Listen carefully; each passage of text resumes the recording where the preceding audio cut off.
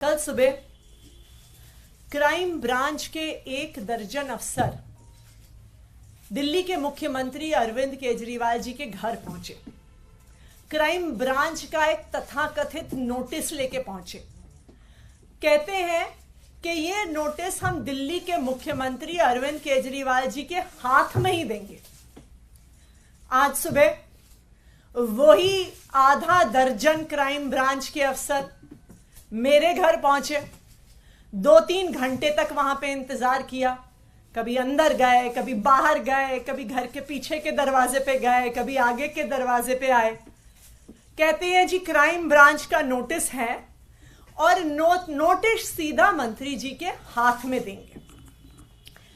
वैसे तो जो बेचारे क्राइम ब्रांच के अफसर आए, हमें उन बेचारों पे के दया ही आती है।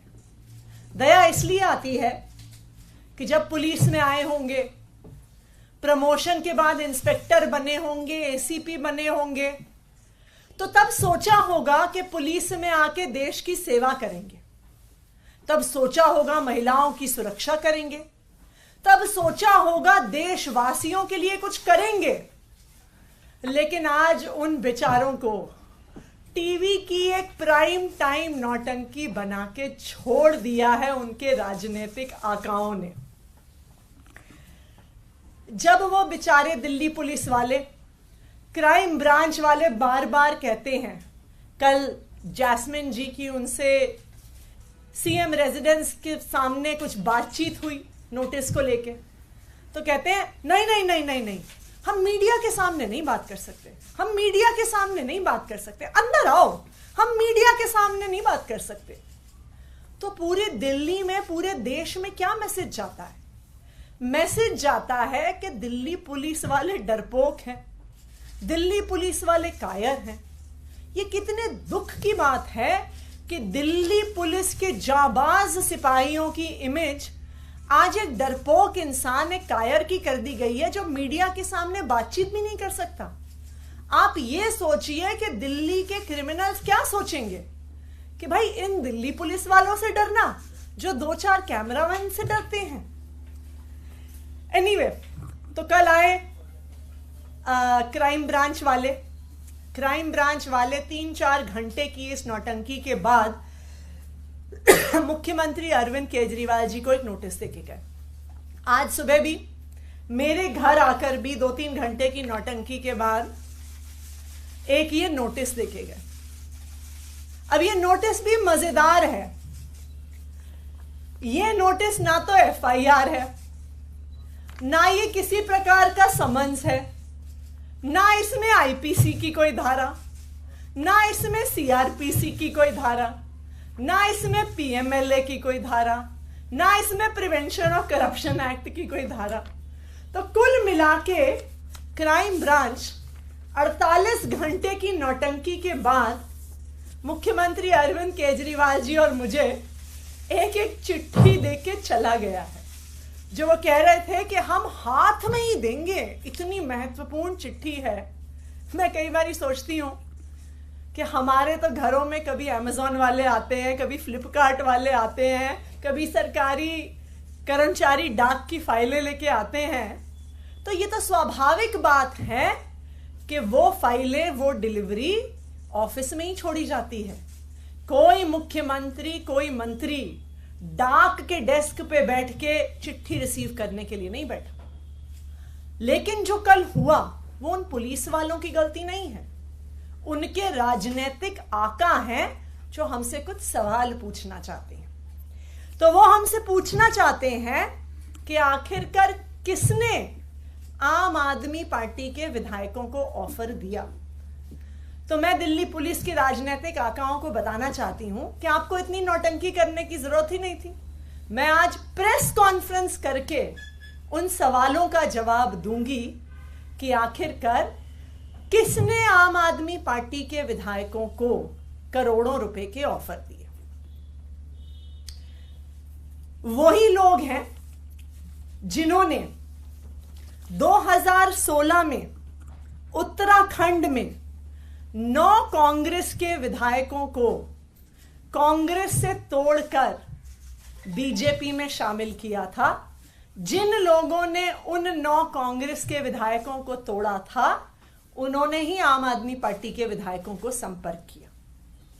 गोवा 2019 जुलाई, जब 14 एमएलए कांग्रेस पार्टी के 17 उनके टोटल विधायक जीत के आए थे, उनके 14 एमएलए कांग्रेस छोड़ के भारतीय जनता पार्टी में चले गए। जो लोग उन 17 कांग्रेस के विधायकों के पास गए थे, वही लोग आम आदमी पार्टी के विधायकों के पास आए। कर्नाटका 2019, मई 2018 में कांग्रेस और जेडीएस की सरकार बनी। एचडी कुमारस्वामी मुख्यमंत्री बने। जुलाई 2019 में कांग्रेस और जेडीएस के 17 विधायक टूटकर भारतीय जनता पार्टी में चले गए। जो लोग उन 17 कांग्रेस और जेडीएस के विधायकों को पैसा ऑफर करने आए थे, धमकियां देने आए थे, वही आम आदमी पार्टी के विधायकों के पास आए। मध्य प्रदेश 2020, कमलनाथ मुख्यमंत्री थे, कांग्रेस की सरकार थी। 22 कांग्रेस के विधायक कांग्रेस छोड़कर, टूटकर भारतीय जनता पार्टी में शामिल हो गए।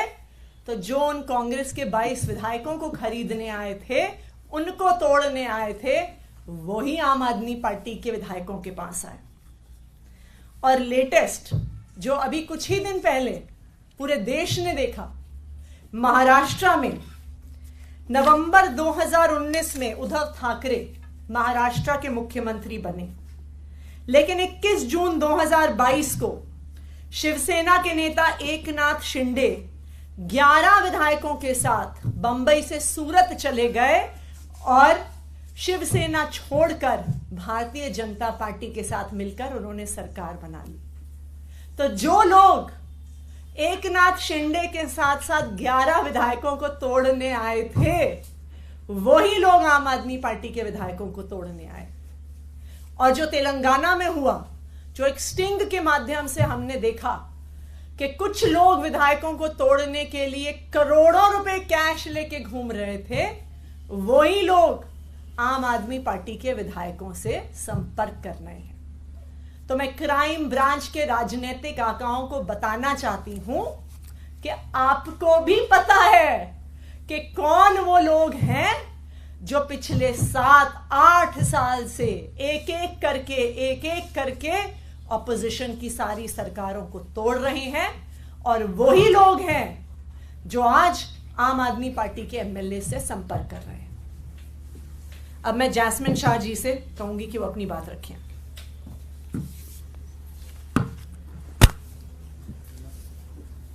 दोस्तों, आप सबने कल देखा कैसे मुख्यमंत्री अरविंद केजरीवाल जी के आवास के बाहर जब क्राइम ब्रांच, दिल्ली पुलिस के क्राइम ब्रांच के दर्जन करीब ऑफिसर, जिसमें कई सीनियर ऑफिसर खड़े थे, उनकी टीम पहुंचने के पहले सारी मीडिया वहां पे पहुंच गई थी। किसने बताया मीडिया को? भाजपा ने बताया। मतलब भाजपा को पता चल जाता है कि अभी क्राइम ब्रांच मुख्यमंत्री आवास पे पहुंचने वाली है। आज मंत्री आतिशी जी के यहां क्राइम ब्रांच के वही दर्जन ऑफिसर पहुंच जाते हैं। उससे पहले 2 दर्जन मीडिया वाले पहुंच जाते हैं। और फिर वहां पर 5 घंटे, कल मुख्यमंत्री आवास के बाहर 5 घंटे ये क्राइम ऑफिसर अपना सारा काम काज छोड़कर केवल खड़े रहते हैं और कहते हैं नहीं जी, हमें तो मुख्यमंत्री जी से मिलना है। आप सब ने वो वीडियो देखा होगा जहां मैंने उनसे एक आम नागरिक के तौर पे सवाल पूछा कि किस धारा के तहत, बस इतना बता दीजिए, किस धारा के तहत आप ये नोटिस मुख्यमंत्री जी को पर्सनली हाथ में सौंपना चाहते थे। क्या कहा उन्होंने? नहीं जी, मीडिया के सामने नहीं कहूंगा, आ जाइए अंदर, आ जाइए अंदर, बात करते हैं। इतना डर, इतना खौफ। अगर आप कानून के तहत कोई काम करते हैं तो मीडिया के सामने बताने में क्या है आपको डर? सवाल का जवाब नहीं दिया। अंत पंत में 5 घंटे की नौटंकी के बाद वही नोटिस सीएम दफ्तर के बाहर देके चले गए। मैं आज आपको यह बताना चाहता हूं कि दिल्ली में इसका क्या इंपैक्ट होता है। आप सब जानते हैं दिल्ली देश का क्राइम कैपिटल है। हर साल, ये सुन लीजिए, ये नंबर अगर आप सुनेंगे तो चौंक जाएंगे, हर साल दिल्ली में 3 लाख क्रिमिनल केसेस रजिस्टर होते हैं। 3 लाख। इन 3 लाख केसेस में से चार्जशीट कितने में फाइल होती है? 1 लाख। 1 लाख से भी कम, करीबन 30% क्रिमिनल केसेस में ही हर साल चार्जशीट फाइल होती है। 2 लाख केसेस में तो चार्जशीट ही फाइल नहीं होती। और ये जो 30% का आंकड़ा है, परसेंटेज ऑफ चार्जशीट फाइल, वो देश भर में सबसे कम है। मतलब दिल्ली में सबसे ज्यादा क्राइम रेट, दिल्ली में सबसे कम चार्जशीट। महिला सुरक्षा की बात करते हैं। Delhi is the rape capital of India. Women crimes against women में दिल्ली का अव्वल नंबर आता है। सारे मेट्रोपॉलिटन सिटीज का अगर आप हिसाब किताब लगा दें तो highest number of crimes against women Delhi में पिछले साल पाए गए 14,158। सीनियर सिटीजन्स की बात करें, सारे देश में सबसे ज्यादा क्राइम अगेंस्ट सीनियर सिटीजन्स कहां रजिस्टर होते हैं? दिल्ली में रजिस्टर होते हैं 1,315 पिछले साल, जो उसके पहले के साल से भी ज्यादा था। क्राइम अगेंस्ट चिल्ड्रन की बात कर लेते हैं। बच्चे कितने सेफ हैं दिल्ली में?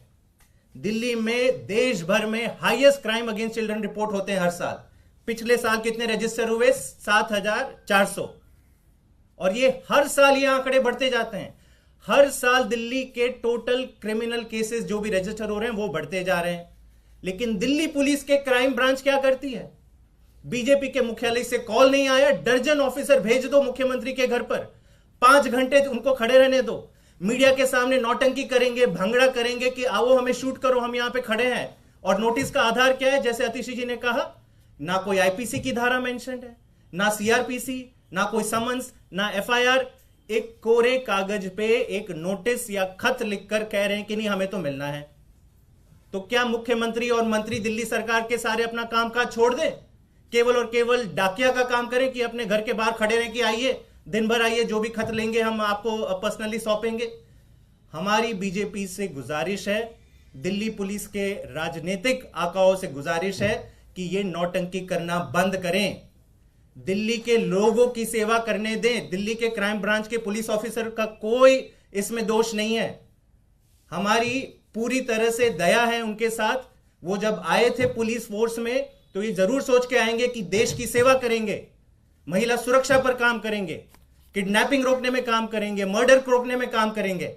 लेकिन होता क्या है, सुबह 8 बजे कॉल आ जाता है कि जाओ आज पूरी दिन मीडिया के लेके जाओ और सीएम के बाहर आप सीएम के घर के बाहर आप ये खड़े रहो रास्ते पे।